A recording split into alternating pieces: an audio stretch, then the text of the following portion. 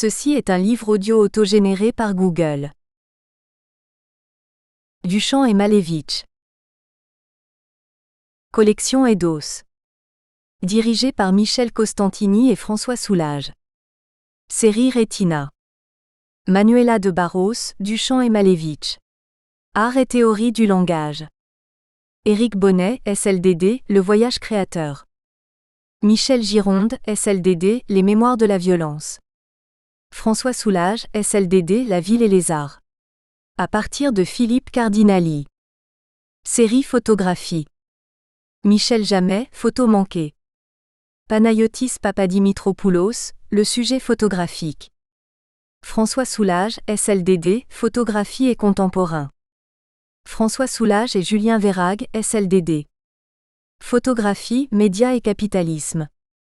Marc Tamisier, sur la photographie contemporaine. Marc Tamisier, texte, art et photographie. La théorisation de la photographie. Série groupe Eidos. Michel Costantini, SLDD, Ecce Femina. Michel Costantini, SLDD, L'Afrique, le sens. Représentation, configuration, défiguration. Groupe Eidos, l'image réfléchie. Sémiotique et marketing. Pascal Sanson et Michel Costantini, SLDD, Le paysage urbain. Marc Tamisier et Michel Costantini, SLDD. Opinion, information, rumeur, propagande. Par ou avec les images. Hors série. Michel Costantini, SLDD, Sémiotique du beau. Michel Costantini, SLDD, La sémiotique visuelle, nouveau paradigme Bibliothèque Visio 1, Bibliotheca Visio 1, Librairie Visio 1. Introduction. L'opposition entre le représenté et l'écrit, entre l'image et le langage est une constante de notre histoire culturelle. L'une des principales raisons est ce qui les sépare, ce qui les caractériserait. Mais une autre est sans doute que les deux domaines ont des terrains communs, la production de sens, la dénotation, la mise en place d'indicibles. Chacun des médiums se prévaut d'être plus adéquat pour exprimer des notions fondamentales de notre culture telles que la vérité ou la réalité. De ce fait, le problème soulevé par la rivalité des deux champs à l'exclusion d'autres domaines comme la musique par exemple, a constitué l'une des données fondamentales de l'histoire de l'art. Au début du XXe siècle, ces questions vont devenir cruciales face à la double remise en cause de la réalité en tant qu'elle nous est perceptible et de la capacité de communication du langage dans une signification univoque. On voit apparaître ces questionnements dans de nombreux domaines, parmi lesquels la physique, la philosophie ou la linguistique. Les artistes vont eux aussi se confronter à ces questions, se nourrir des recherches et propositions qui les entourent et créer leurs propres réponses. Celles-ci seront foisonnantes et fort diverses dans leur forme et les ouvertures qu'elles donnent. Nous allons en étudier deux, celle de Malevich et Duchamp, ainsi que le contexte intellectuel qui leur permet d'éclore. Choix classique, presque galvaudé, et qui néanmoins a des raisons qui restent opérantes. Formellement les choix sont drastiquement opposés, et conceptuellement la distance est au moins aussi grande. D'un côté la pure peinture avec la volonté d'atteindre le signe en soi, de l'autre sa disparition ou plutôt sa réinvention dans d'autres procédures. Pour l'un la réduction à l'extrême dans la volonté de trouver un standard transparent en peinture, pour l'autre l'exploration de tout ce qui peut redonner sens.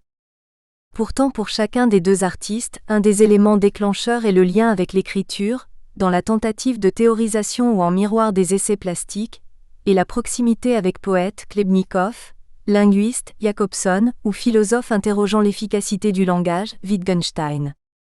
4 moments dans notre texte. Le premier, plutôt méthodologique et historique, replace notre propos dans un contexte plus large, puis suivent une partie pour chacun des artistes et une ouverture finale sur les retombées de leurs œuvres dans le contexte de l'art. Après un moment servant à l'explicitation des théories et réflexions générales qui sous-tendent cette analyse, la seconde partie de ce travail sera consacrée au rôle qu'a joué un modèle poétique, la langue Zaum transmentale, dans la réflexion de Malevich qui le mènera jusqu'au suprématisme. Le premier pas est constitué par la découverte commune à Saussure et à Peirce, que tout langage est constitué de signes. Puis la prise en compte de cet aspect nouveau dans la pensée du passage du sens par tous les domaines concernés, et plus particulièrement pour ce qui nous concerne par les artistes. Nous verrons donc la théorie à l'œuvre dans le cubisme, la façon dont elle fait rebond chez Malevich et sa théorisation par Jacobson et Choklovski. Il faut rajouter à cela le cas particulier et déterminant de Velimir Klebnikov, qui apporte les éléments indispensables aux travaux du peintre et du linguiste. Marcel Duchamp occupera la troisième partie. Présentant une œuvre qui se compose à la fois de création plastique et de texte, les notes se rapportant au travail artistique et qui deviennent elles-mêmes partie de l'œuvre, Duchamp avait sa place assurée dans cette étude. Il est également le précurseur et modèle avoué de toute une partie de l'art contemporain, dont certains artistes se réclament directement d'un travail sur le signe, la signification ou le langage. Cependant, il y a encore d'autres raisons. Par exemple, son intérêt pour la philosophie du langage, et en particulier pour quelques notions du domaine comme la tautologie plusieurs fois soulignée lors d'entretiens, également son propre travail sur la langue, de type poétique, et aussi, une façon de poser les problèmes ayant trait à l'œuvre d'art et à l'image qui peut être analysée dans la perspective des rapports langage et art, le statut, et par là, la signification de l'objet des apostrophes art. Allié à la question du contexte dans une vision pragmatique du monde de l'art, le mode de fonctionnement interne de l'œuvre, semblant se conformer à la tentative de créer un univers de type logique totalement autonome, l'essai de construire un nouveau genre artistique par la manipulation croisée de l'image et du texte, celui-ci servant de modèle à celle-là, ou de la plasticité et d'une logique formelle, ou encore l'esquisse d'une combinatoire ou d'une grammaire générative qui apparaît régulièrement. Duchamp sera étudié à partir de ces notes, en tentant une analyse de l'œuvre à travers elles. Nous ferons donc une étude en diagonale en parcourant les deux champs, la forme et les mots, pour essayer de les expliciter l'un par l'autre. Nous interrogerons ainsi les grands thèmes de Duchamp, dégageant les lignes majeures de son esthétique, déterminant ses liens exacts avec les théories du langage, et tentant finalement une vue générale de l'interpénétration art et langage dans son œuvre. Enfin, nous tenterons d'étudier brièvement les prolongements de ces trois approches. En effet, de l'abstraction américaine au minimalisme, on peut voir se continuer un certain nombre des propositions esthétiques des deux pionniers de l'abstraction que nous allons analyser. Duchamp, quant à lui, semble avoir inauguré un type de recherche, par exemple l'art conceptuel, que l'on ne retrouvera que tardivement dans le siècle à partir de la fin des années 50, et qui, mais est-ce vraiment un hasard, s'opposera aux propositions précédentes. Logo et eidos. Dès l'Antiquité, le problème principal posé par la représentation et donc par la peinture semble être celui de l'imitation, la mimésis. De Platon, dans la République à Aristote, dans sa poétique, c'est bien la mimésis associée à son degré de vérité qui conditionne le jugement de la représentation, qu'elle aille dans le sens de la condamnation, Platon et la stigmatisation de l'imitation comme hors de la raison, illusionniste car créatrice de simulacres et donc pernicieuse, ou dans celle de la défense de la représentation par Aristote, qui considère que l'imitation est éducative car elle est vraie dans la ressemblance et peut donc apporter la connaissance, sans compter le plaisir que prennent les êtres humains dans les arts d'imitation. La définition d'un domaine s'est ainsi bien souvent approfondie par opposition à l'autre. Mais leurs rapports sont aussi ceux de la contamination de l'un par l'autre. La Renaissance est à cet égard singulièrement démonstrative. La discussion s'est en fait opérée entre deux idées antagonistes. L'ut pictura poesis, qui conçoit la peinture comme une poésie muette, et la poésie comme une peinture en parole, et à ce titre, leur reconnaît les mêmes caractéristiques et la mise en avant des différences. L'image devient le lieu privilégié de la représentation de la nature, du monde visible, alors que la poésie serait le domaine des idées, voire de l'émotion. La controverse a pour fond, surtout dans l'Antiquité et à la Renaissance, le statut intellectuel et social de l'artiste. Traditionnellement en effet, on oppose la peinture et la sculpture aux arts libéraux, les arts nobles, ceux de l'esprit. On dénie aux arts plastiques, nécessitant un effort physique, l'inspiration intellectuelle. Wittcover nous rappelle que pour Socrate, les artistes ne comprennent pas et ne peuvent pas comprendre le premier mot des visées les plus subtiles de leur métier. Ils ne font que représenter un monde physique, qui n'est que le reflet d'un monde spirituel et divin. Cette vision prévaudra jusqu'à ce que la pratique artistique trouve une justification intellectuelle, en se donnant des bases théoriques relevant de domaines plus haut placés dans la hiérarchie des arts libéraux. La représentation passera par exemple par la perspective qui donne des fondements mathématiques exacts à une pratique, lui apportant ainsi une légitimité. Le partage des rôles dans la mimésis se voit pourtant concurrencé par un concept complémentaire de cette idée de représentation. La composition sur un mode discursif renvoie directement à un mode littéraire. Ainsi, si les moyens de montrer sont ontologiquement séparés, les mots font retour dans une association de l'idée, concetto et de l'image. André Chastel dit à ce propos que la notion de storia, ou composition agencée sur le mode dramatique, était essentielle à la peinture et à la sculpture depuis le Moyen Âge. 2. Avec la Renaissance, l'espace du tableau devient principalement projectif et la logique intrinsèque à sa structure ne saurait laisser place à un autre système de signes. La surface du tableau est soumise à une organisation interne qui trouve sa cohérence en elle-même, et ne saurait admettre sans contradiction fatale la contamination l'un par l'autre de ces deux espaces incommensurables. 3. L'influence du langage sur l'image. Le lisible et le visible, s'ils peuvent cohabiter, et la parole de Dieu apparaît sur la surface peinte, voire en particulier les Annonciations jusqu'au début de la Renaissance, ne se contaminent pas. Le langage ne se manifeste que comme expression de la parole, et cela met encore l'accent sur la dualité en place. Cependant, le dernier soubresaut de la Renaissance montre déjà un retournement et une prise de conscience des limites d'un modèle devenu celui du moment classique de la Renaissance.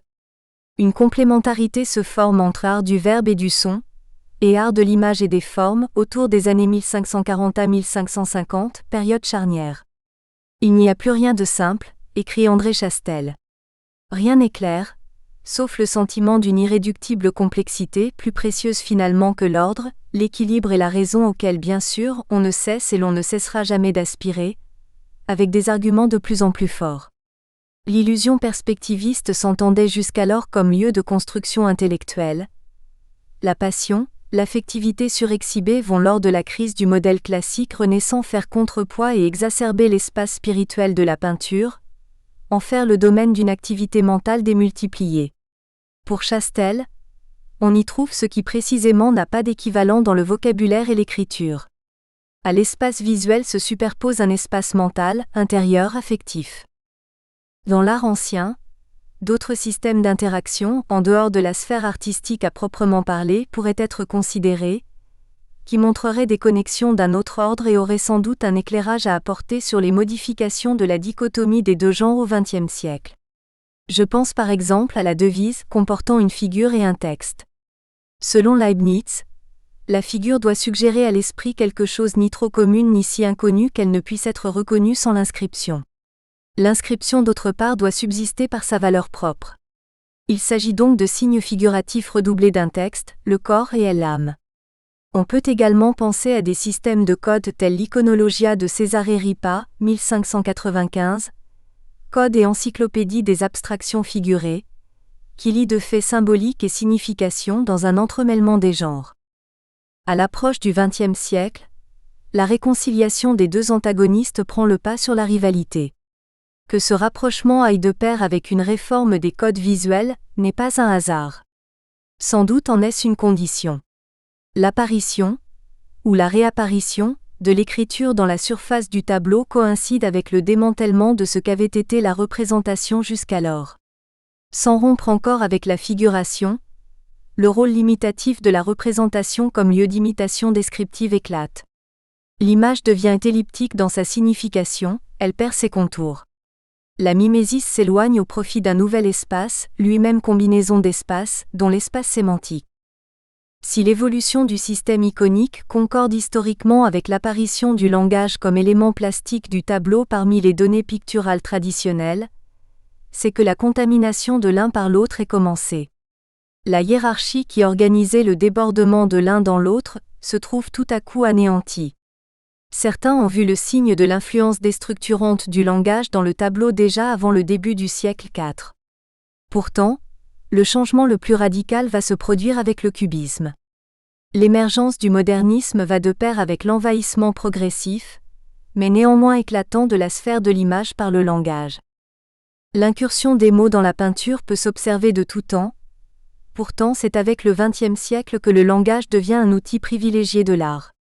L'interaction des deux systèmes sémantiques se noue véritablement à l'aube du siècle de la modernité, et en sera une partie constituante, et non des moindres. En effet, la parole comme sujet de l'art, le langage comme construction sémantique éclairant l'art comme lieu constitutif de langage, etc., seront autant de manières d'aborder les rapports, interpénétration, interaction des deux domaines dans l'art moderne et contemporain. Ces différents points de vue d'une approche de l'art qui court tout au long du siècle, la récurrence du thème, sa modification, son évolution donnent l'ampleur d'une problématique qui prend tout son sens en cette fin de siècle. De plus, le questionnement de l'art sur le tissu sémantique accompagne et puise parfois ses ressources dans l'interrogation même de la sémiotique et de la philosophie du langage, de Saussure à Wittgenstein. En effet, la mise à plat des modes de passage du sens se fait parallèlement dans les deux domaines et se rejoint souvent, Picasso, Braque et le signe de Saussure, ou de propos délibérés, l'art conceptuel et les jeux de langage de Wittgenstein ou les dessins de Robert Morris d'après des textes de Donald Davidson. Les recherches d'artistes de ce siècle sur le langage ou à partir d'un modèle langagier peuvent donc servir de fil conducteur à une réflexion sur la modification profonde de la façon d'appréhender l'art, dans ses buts et dans ses moyens. Elles peuvent rendre compte de la métamorphose plastique et conceptuelle, du remodelage des codes de représentation. La rencontre du code du langage et du code de la représentation donnera à celui-ci les moyens d'une modification interne. De cette confrontation va naître une nouvelle idée de la représentabilité. De ces recherches naissent les premières abstractions, aboutissements et modèles s'il en est, du modernisme. On se délie de fait de la mimésis et partant d'une certaine continuité dans l'histoire de l'art. Mais naît aussi un autre modèle, celui de Duchamp, qui s'éloigne de la représentation, de l'image, pour se consacrer plus spécifiquement au passage du sens, au contexte. Parcourir la trace du rapport de l'art au langage dans le siècle revient aussi à considérer les retournements qui s'opèrent en lui. Car même comme élément intégré, le verbe constitue un autre antagoniste et, de Kandinsky à Duchamp, de l'abstraction à l'art conceptuel, la formulation se fera de deux manières opposées. L'écrit pourra s'anéantir dans une picturalité autonomisée ou bien encore devenir le substitut d'une présence plastique, c'est-à-dire devenir l'expression même de celle-ci. Là sont les deux pôles du texte qui fait image et de celui qui fait figure. 5. Langage et art. L'ampleur des interactions et de la complexité que suggère un titre tel, Langage et art au XXe siècle, nécessite dès le départ une explicitation des problématiques que recouvre, ici la mise en présence des termes langage et art. Ce n'est pas la première fois, tant s'en faut, que les théories du langage sont mises en rapport avec les développements artistiques. Très en amont, on peut citer les travaux des iconologues du début du siècle sur la Renaissance, et plus particulièrement le rapport de certaines représentations en peinture ayant une très forte relation avec des textes néo-platoniciens en vogue à ce moment. Le Printemps de Botticelli est un exemple très connu. Il s'agissait alors de reconstituer un contexte intellectuel, social ou autre, afin de pouvoir faire une lecture des tableaux au-delà du style et de l'aspect strictement narratif de l'épisode historique, mythique ou allégorique, relaté. Cette méthode s'est avérée particulièrement intéressante pour des œuvres créées dans un environnement historiquement éloigné du nôtre. Elle a peut-être aussi apporté des éléments de lecture importants pour des périodes beaucoup plus proches. Plus récemment, à la suite du structuralisme et de la sémiologie de l'image, des théoriciens de l'art ont entrepris des analyses utilisant des éléments de l'un et l'autre domaine. Les travaux de Roland Barthes en sémiologie servent ainsi parfois de base à une lecture renouvelée de l'histoire de l'art et de la formation des styles. Bien que ne travaillant pas explicitement sur les œuvres d'art, ces commentaires sur les images fournissent en effet des outils qui peuvent s'appliquer à tout type de représentation. Ainsi, Rosalind Krauss a-t-elle pu s'appuyer sur Barthes ou Saussure, tentant une application des théories de sémiotique générale à l'art. Thierry de Duve encore, par exemple, peut reprendre des théories psychanalytiques du langage et tenter une analyse de Duchamp et du modernisme par ce biais. On peut aussi citer dans un autre genre, les travaux de Louis Marin ou de Hubert Damisch, ou ceux encore différents de W.J.T. Mitchell. On voit, avec ces quelques exemples, que l'on peut utiliser des théories du langage dans l'analyse des œuvres d'art de manière très diverse. Toutes ces approches présentent un grand intérêt, et toutes, à un titre ou à un autre, ont servi de référence à mes propres travaux. Mon approche est une conjonction de données historiques et d'analyse sémiotique, associée à une tentative de vision transversale des problèmes posés. Cette démarche consiste à observer l'impact d'influences langagières simultanément chez différents artistes et au final, d'en mesurer l'impact dans les générations suivantes. Cette recherche a porté sur un champ défini dans une période précise, 2 artistes du début du siècle, et s'est appuyée sur un certain nombre de paradigmes que nous allons expliciter. Plus précisément, ce texte analyse les interactions, mélanges et contaminations de l'art et du langage à travers 2 artistes, Malevich et Duchamp, l'œuvre de chacun d'eux étant paradigmatique d'une interrogation artistique spécifique dans son lien avec la théorie du langage. Pour réaliser ce projet, diverses approches ont été utilisées. L'une est d'ordre historique. On y analyse les liens factuels qu'ont eus ces artistes avec des théories du langage lorsqu'il y a lieu. Une autre serait de type sémiotique et étudie ce qui est mis en place du point de vue de la théorie du signe dans ces œuvres particulières, et qui suggérerait une intention nouvelle en art. Une dernière approche permet de considérer ce qu'il en est des liens de la surface peinte avec la théorie qui la sous-tend, et plus globalement de réfléchir à cette idée largement répandue que la peinture, et plus généralement l'image, signifierait l'éviction du langage.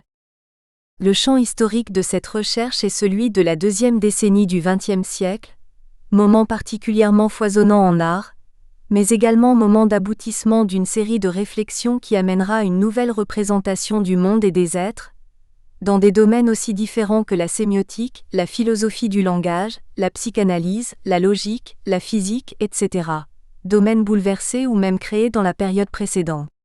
En effet, se fait jour à ce moment-là une approche cognitive qui fonctionne non plus d'une théorie générale vers le particulier, mais qui semble plutôt partir du plus ténu, du particulier vers une tentative de généralité. Autrement dit, partir du symptôme et de la trace, les indices permettant d'arriver à recomposer la ligne constitutive d'un mode de fonctionnement dont la règle générale faisait auparavant défaut. Ce serait donc le paradigme indiciaire de Carlo Ginzburg VI, ou les prophéties rétrospectives d'Umberto Eco VII. Carlo Ginzburg prend l'exemple de 3 approches dans des domaines divers. Giovanni Morelli, historien d'art qui invente une nouvelle méthode d'attribution et de datation par l'étude visuelle de détails physiques infimes des personnages représentés, lobe d'oreille, forme des yeux. Conan Doyle, qui attribue à un personnage fictif, Sherlock Holmes, dont il fait le héros de ses romans, la capacité à rétablir le déroulement d'événements révolus sur les seules traces matérielles laissées lors de la scène. Sigmund Freud, qui à partir de symptômes arrive à reconstituer un événement traumatique alors qu'il était oublié et apparemment sans lien. Ginzburg déclare que les mêmes processus sont à l'œuvre dans les 3 méthodes, dont il retrouve la trace ailleurs dans notre culture et dont le paradigme serait l'homme chasseur cherchant dans la nature des traces de passage du gibier. Pour Eco, le modèle est la prophétie rétrospective telle celle de Sherlock Holmes déroulant une narration à partir d'indices. Il s'agit encore une fois d'un processus cognitif très spécifique dans ce qu'il suppose un raisonnement de type abductif, différent de la déduction et de l'induction, et que Eco repère chez Peirce, qui en est l'inventeur. L'abduction ou hypothèse est amplement décrite par Peirce en divers points de son œuvre. 8. L'abduction est donc de l'ordre de l'hypothèse. Elle part d'un résultat supposé pour définir une hypothèse à partir de laquelle le cas donné se déduit par une suite logique. Cette notion est fortement liée à celle d'index, signe que décrit Peirce, important en sémiotique de l'image. Nous reviendrons sur la théorie générale de Peirce dans cette introduction, mais l'on peut déjà dire que ce paradigme indexical sera l'un de ceux que l'on utilisera dans le développement de ce texte, et cela d'autant plus que Eco remarque que l'abduction représente le dessin, la tentative hasardée, d'un système de règles de signification à la lumière desquelles un signe acquérera son propre signifié. Quoi qu'il en soit, les 2 artistes choisis ont approché l'art et ses méthodes, de cette façon qui consiste à définir des éléments de base ou à les créer pour construire à partir de signes investis d'une valeur et d'une signification, dans le système proposé, et à ce titre ils sont tout à fait en phase avec ce qui se constitue dans les sciences ou la philosophie autour d'eux. Le fait qu'une analyse croisée de l'art et des théories sur le langage puisse être envisagée tient à la fois de cette proximité historique et d'une contiguïté dans les préoccupations des 2 domaines. Cela est vrai, par exemple, de la sémiotique qui s'intéresse aux problèmes de signification, par exemple par l'image, ou de la philosophie du langage de Wittgenstein qui se représente les propositions comme des images ou tableaux, Bilder. Il s'agit donc du problème général de la représentation et de sa signification, réajusté aux préoccupations particulières de Malevich et Duchamp.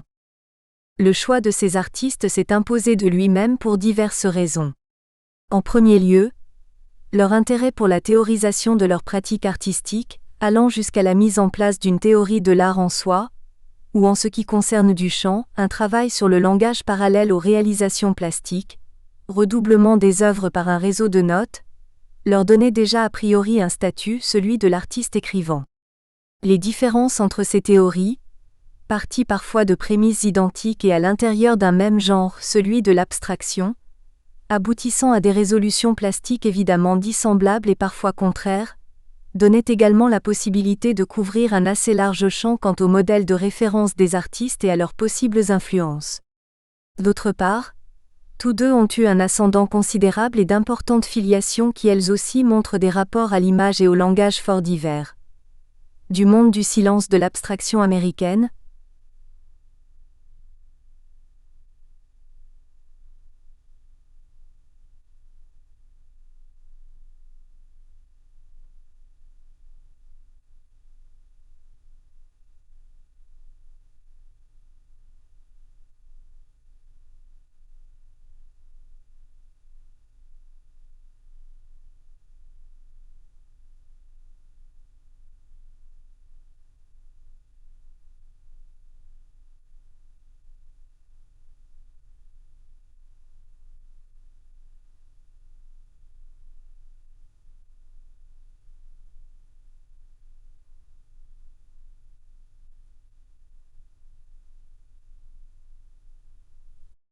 ainsi, à la réflexion sur l'image s'ajoute, chez Duchamp, une expérimentation sur le sens, la signification et son contexte, et chez tous, une manipulation parfois intuitive du signe et de son mode de fonctionnement. Alors, une approche sémiotique permet de réenvisager certains aspects de l'histoire de la peinture et de la représentation dans ces bouleversements du début du siècle. De plus, lié à cette question des moyens de représentation et de leurs divers sens, se pose le problème de la mimésis tel que l'envisagent les premières avant-gardes. Ainsi, à la question de la représentation interdite qui court dans l'histoire occidentale s'ajoute la suspicion des artistes face à l'image comme rendue du monde dans leur désir de donner une autonomie à l'art. Il y a bien entendu une différence considérable entre les diverses analyses, en particulier entre celle de Duchamp, qui prend corps dans un univers intellectuel très spécifique, et celle de Malevich. L'analyse que font les artistes abstraits de l'art du passé est particulièrement parlante. Tout l'art ancien est mis d'un côté, celui du rendu du monde visible dans lequel se perd la réelle quête de l'art et qu'il faut abandonner. D'un autre, l'art contemporain, souvent encore à faire, mais qui devra rendre une réalité supérieure qui se perd dans l'expression d'images du monde. Pour les abstraits, l'autonomie de l'art est celle des moyens plastiques, ce qui les mène à considérer la peinture comme un langage, un médium qui produit des significations neuves, avec ses signes, sa grammaire, sa syntaxe. Chez Duchamp, la question sera résolue d'une toute autre façon. D'une part, par l'abandon autant qu'il lui soit possible, de la peinture, et les expérimentations de matériaux ou de techniques nouvelles en art qui n'auraient pas d'histoire. D'autre part, par la déconstruction de la signification de l'œuvre d'art et du monde qui la sous-tend, ce dernier étant en fait le paradigme d'un modèle social et culturel plus large, associé au démantèlement du sens commun par la manipulation du langage qui semble servir de modèle général à l'entreprise. La question de l'autonomie passe, quoi qu'il en soit, toujours par une crise de la représentation, elle-même corollaire de crise du langage.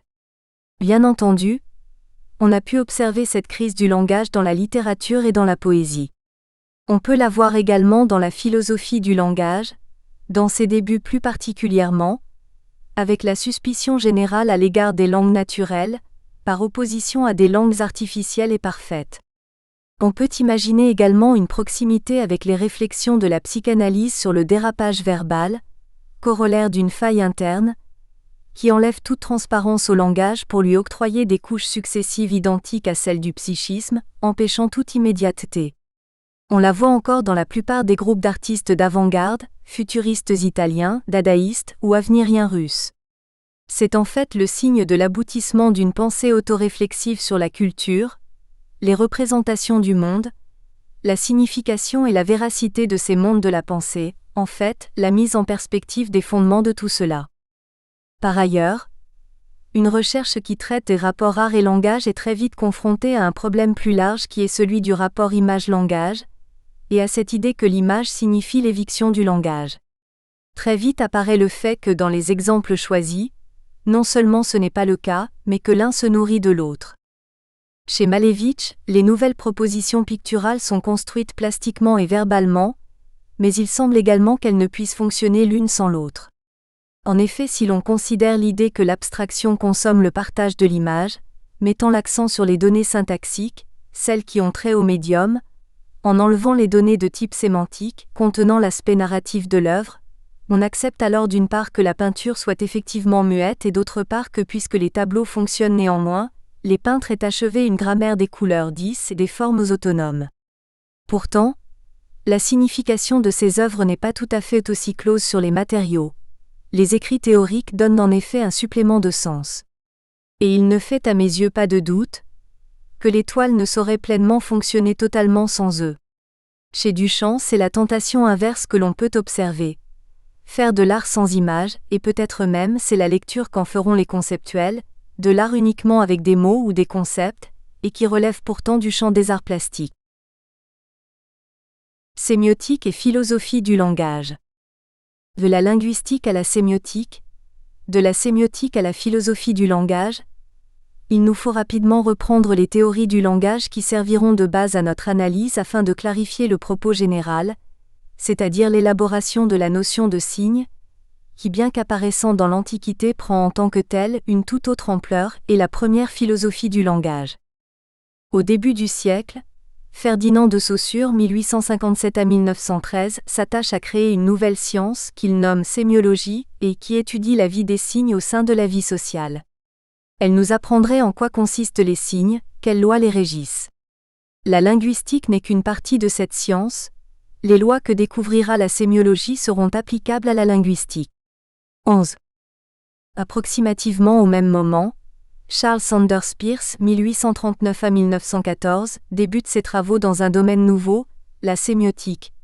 Je suis, autant que je sache, un pionnier dans le travail de préparation et d'ouverture du champ que j'appelle sémiotique, c'est-à-dire la théorie de la nature essentielle et des variétés fondamentales de toute sémiosis possible.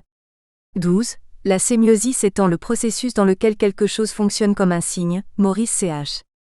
W. 1938, ou autrement dit comment quelque chose signifie. Voici donc deux projets distincts avec des bases communes, mais aussi quelques distinctions notables.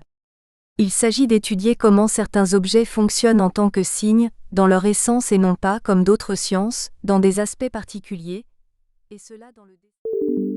Nous espérons que vous avez apprécié cet aperçu. Pour continuer à écouter ce livre audio sur Google Play Livres, utilisez le lien dans la description de la vidéo.